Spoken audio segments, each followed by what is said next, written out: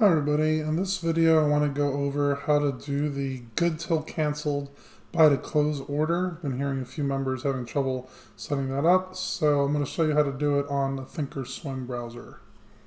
Okay, this is how you set the good till canceled buy to close order for a particular position.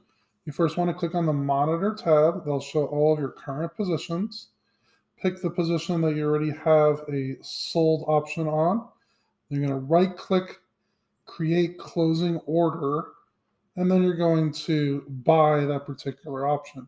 I don't have any cash secured put positions in this brokerage right now, but you would click the specific cash secured put option.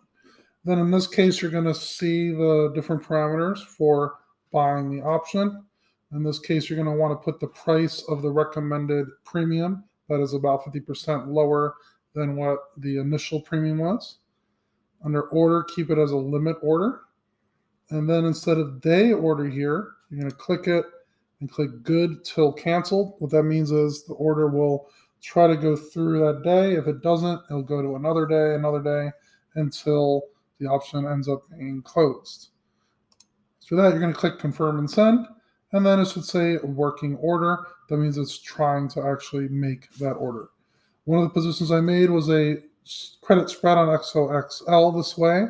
And then it says working right now because it's not able to buy to close at the $20 premium that I initially set.